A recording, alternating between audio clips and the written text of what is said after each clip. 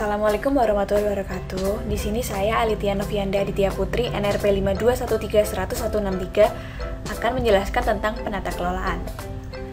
Ada prinsip proses audit, yaitu ada 5. Yang pertama adalah membangun dan mengimplementasikan strategi audit berdasarkan resiko. Yang kedua adalah merencanakan audit yang spesifik. Di sini spesifik adalah yang khas dan detail untuk memastikan sistem bisnis dan TI-nya terlindung dan terkendali. Yang ketiga adalah mengatur, yaitu mengatur tata caranya untuk melakukan suatu audit yang sesuai dengan standar, guidelines, dan prosedur audit TI untuk mencapai tujuan audit yang telah direncanakan. Nah, di sini standar adalah prasyarat wajib untuk auditor dan pelaporannya. Dengan isinya yaitu tingkat kinerja minimum auditor TI yang dapat diterima, harapan manajemen dan pihak lain yang berkepentingan terhadap kerja praktisi audit TI, dan juga persyaratan pemegang sertifikasi. Lalu untuk guidelines dan prosedur, yaitu guidelines adalah penerapan standar seperti COVID, ITIL. Lalu prosedur adalah bagaimana mematuhi standar tersebut dengan contoh prosedur kerja auditor TI yang benar. Jadi misalnya ketika Windows tersebut legal, itu bagaimana prosedurnya ditarik atau dilaporkan terlebih dahulu dan bagaimana. Lalu ada yang namanya audit plan. Audit plan adalah rencana aktivitas audit. Juga dalam setiap langkah harus ada perangkat audit. Jadi misalnya yang mengaudit itu orangnya berbeda dari audit yang pertama, itu jadi orang itu biar tidak bingung dan sudah ada senjatanya. Lalu ada siklenya juga. Yang pertama adalah select topic. Jadi itu ada 2, yaitu general dan spesial. Akan saya jelaskan di slide selanjutnya. Lalu ada agree standard of best practice. Jadi standar apa yang akan dilakukan pada saat audit, entah itu ITIL, COVID, atau yang lain.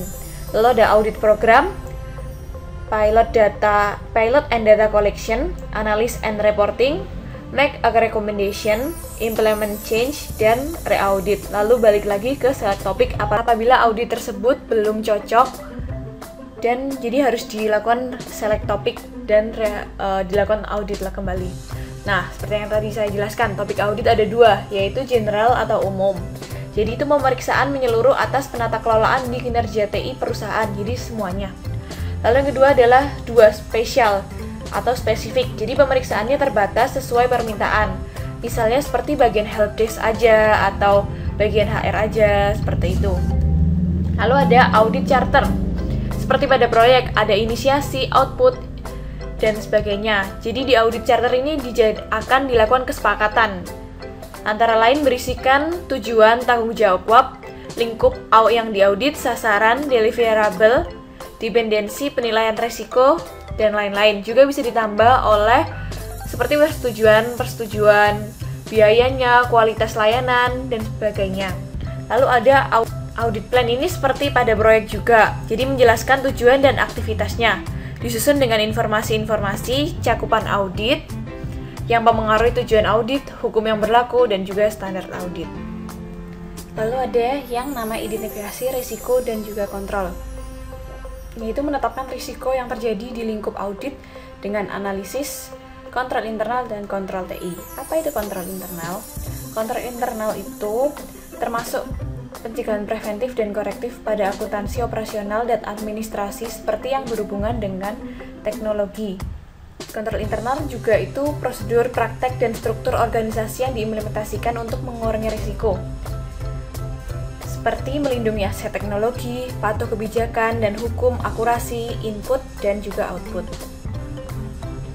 Lalu kontrol TI. Kontrol TI adalah kontrol internal yang spesifik berhubungan dengan proses TI dan melindungi aset informasi. Lalu ada jenis-jenis risiko. Yang pertama adalah inherent risk.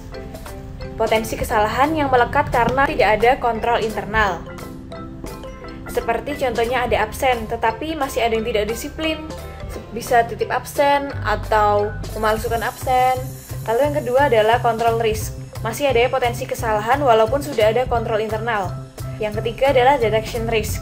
Jadi potensi kesalahan karena prosedur audit yang dilakukan mungkin dapat mendeteksi adanya error. Yang keempat, audit risk. Jadi hasil kesalahan dari auditor itu tersebut yang belum dapat menemukan atau mencerminkan adanya kesalahan dan belum dapat mencerminkan keadaan sesungguhnya. Belum bisa mengidentifikasi adanya kesalahan. Audit risk ini adalah perpaduan antara control risk dan juga detection risk. Ini adalah akhir dari penjelasan tentang week 3. Mohon maaf apabila masih ada kekurangan dan kesalahan. Wassalamualaikum warahmatullahi wabarakatuh.